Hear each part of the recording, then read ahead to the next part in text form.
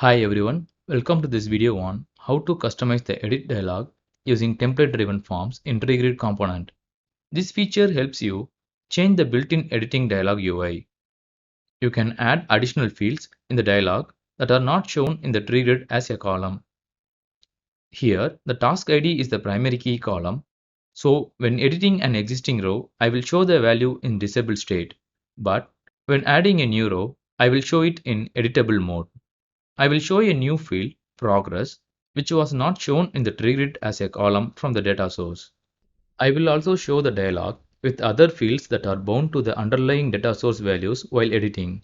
Let me move on to the topic, editing tree grid rows with a custom dialog using template-driven forms.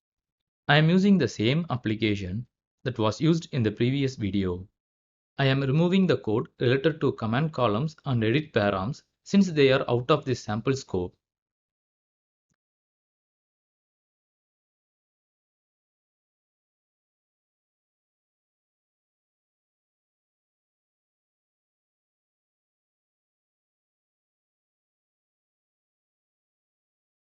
I have used only the code related to data binding, primary keys, edit settings, and the toolbar. You can download this sample from the link provided in the below description with the label Try on Sample, and you can also watch my tree grid editing video which I shared in the YouTube card. To start working with the editing operations, in the app component.ts file, set the edit settings mode to row or dialog. Here I have already specified the mode as dialog. Let me add a template to the tree grid edit dialog. To create a form, open the app module.ts file, import the forms module, and add it to the module decorator. Open the app component.html file. Let me add a ng template with the ID edit settings template and inject a variable named data. I will create a div for an ng form and two div elements for alignment. Now let me go ahead to add controls for each field in the dialog template form. To show, edit, and add values for task ID field, I am adding an input tag. Here, I am adding the name attribute and assigning the value task ID, which is the field name mapped from the underlying tree grid data source for the task ID field. This name attribute setting is mandatory for binding the control values to appropriate field values of the tree grid data source while saving the form. I am adding the type attribute as a number since the task ID is a numeric data type. Let me add a label to show the text task ID in the dialog. For the task name field, I will add two div elements for alignment, an input control, and assign the name attribute for the input control with the field task name.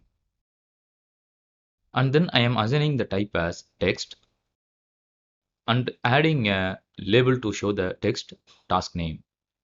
In the same way, I am adding numeric text box for the progress field and assign the name attribute with the field progress, date picker for the start date field, and assign the name attribute with the field start date, numeric text box for the duration field, and assign the name attribute with the field duration, and checkbox for approved field, and assign the name attribute with the field approved.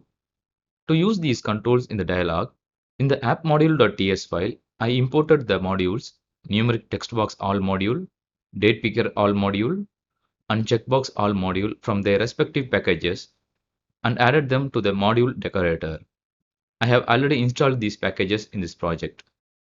Now I need to show the appropriate values in the editors placed within the dialog when editing a tree grid row. To get these record details, I am going to use the action begin event of the tree grid, which will be fired on any tree grid action.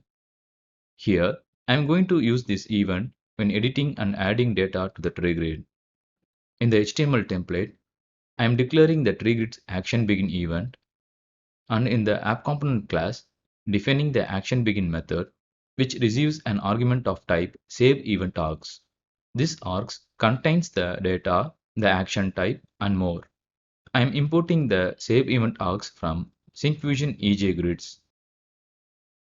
I am then creating an instance variable named task data of type iTaskModel, which has all the tree grid field names defined with appropriate types like the underlying data source. This task data object is used to bind the values from tree grid to the editors in the dialog form.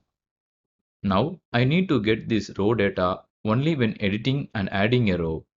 So in the action begin method, I am adding the condition to check if the action request type is begin edit or the action request type is add, then setting the task data object with the args.row data. The args.row data contains the corresponding row data while editing and an empty object when adding a new row. I need to bind the data to the corresponding field in the template-driven form using the task data object to the ngModel directive. So here, for the task ID field, I am assigning the taskdata.taskID object. For the task name field, I am adding the taskdata.taskName object. And the same for other fields.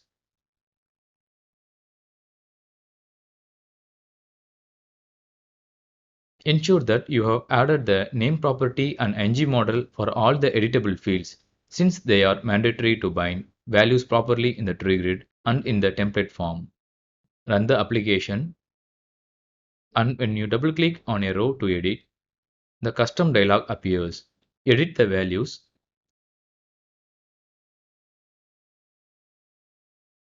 and click Save. The new values are reflected in the tree grid. Click the Add button in the toolbar. You can add a new task ID and other fields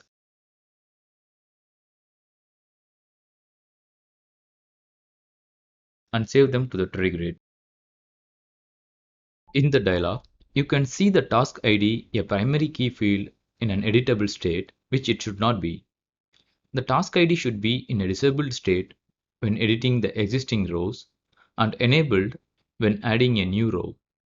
To achieve this, in the HTML template for task ID, you must set the disabled attribute based on the isAdd property, which is accessed through the variable data defined in the ngTemplate tag.